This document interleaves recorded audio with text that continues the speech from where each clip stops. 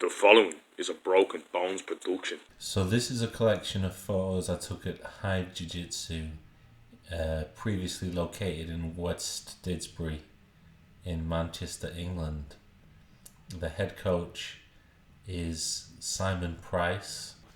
As I mentioned in a previous video, this whole exercise is mostly an accident. It was never my intention to document the club long term, but it's something that I fell into, and I have to say I really enjoyed it.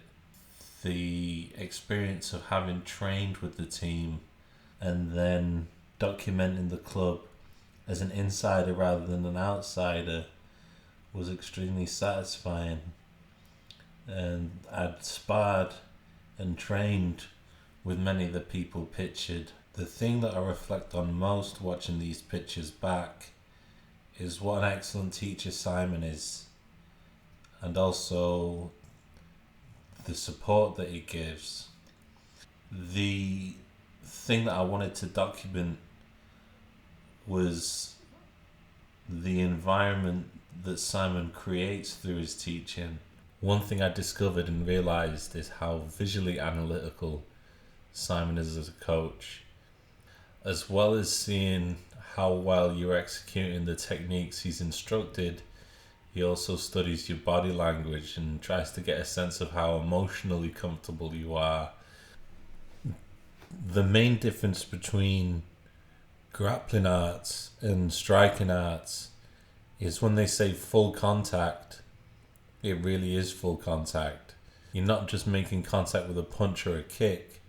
You're fully involved with the other person's body, trying to submit them, trying to get pins, trying to get control, trying to use your techniques against them to dominate them. But at the same time, in contrast to that, you are a team. You're all trying to grow together.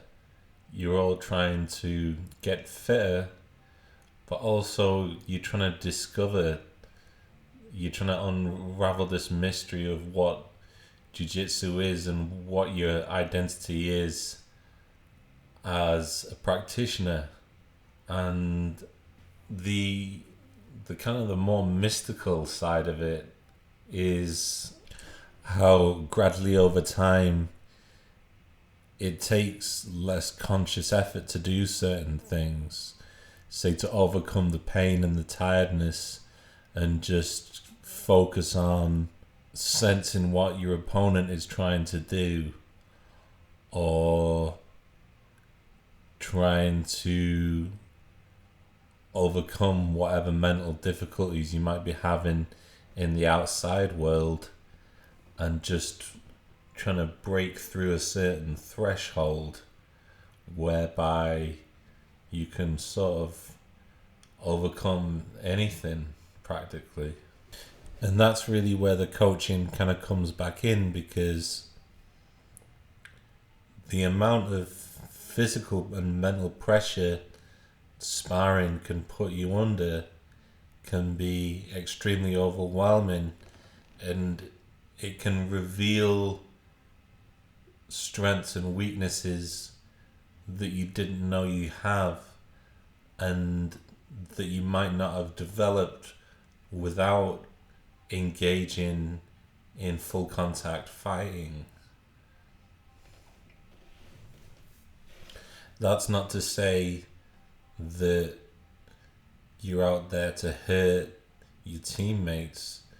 One thing that can't be stressed enough is how incredibly dangerous the sport is, and how maybe the key is not so much learning every move or becoming a professional athlete, but so much trying to find the mental balance between that extreme aggression and knowing how to control it, how to find the right level and tempo, and how to be appropriate, how to taper things off, how to create maximum pressure at the key moment.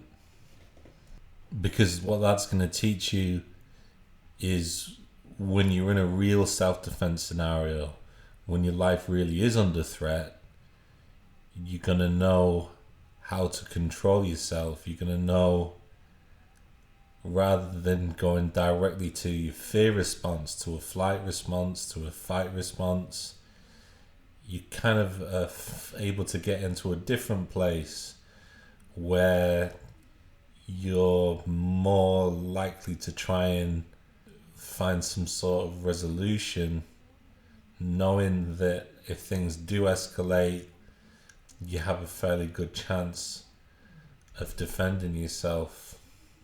I've been in conflict scenarios in the workplace, working as a chef in pubs and bars, where simply not acting and just trying to go with the flow of whatever the assailant was trying to do, whether that be pushing, shoving, shouting, screaming. Sometimes all people want is a fight, and when you don't offer it to them, it simply confuses them and they kind of just go away. Seeing the pictures of Simon instruct on a one-to-one basis certainly illustrates what being in a jiu-jitsu team is like. The coaches are very dedicated to helping you understand further what it is you need to achieve in terms of adaptability and having the right mindset, conducting yourself in the right way in the club. Because of how the belt promotion system works in jiu-jitsu, you can guarantee that they've been in whatever spot you've been in at some point over the years. They at one point were a white belt and didn't know even 1% of the things that they do know now. This gives them the capability to relate to whatever struggles and frustrations that you're having with training, and how exterior forces might affect your ability to train and your performance, especially when it comes to confidence. Confidence is a huge element. If you haven't gotten a submission in a long time and you don't feel like you're improving, it's very easy to feel that you're stagnating in terms of skill, and a coach is always going to be the person who's going to be there to point you in the right direction and give you that reassurance that you need. In terms of my technical approach to photography, I felt a lot of freedom. I tried to use black and white and colour film stock. I cross-processed film. I shot expired film stock that was mouldy. But all this randomness in terms of my technical choices was entirely deliberate and part of the overall theme of the project.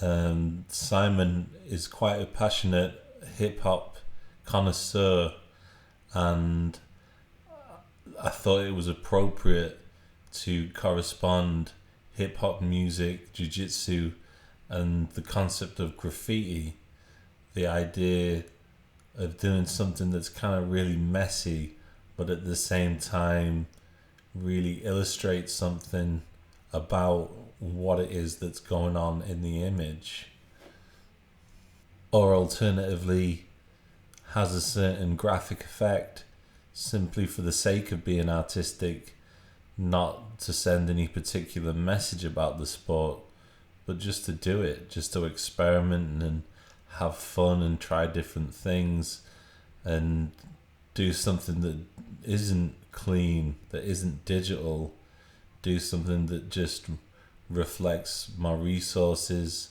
and my interests in photography.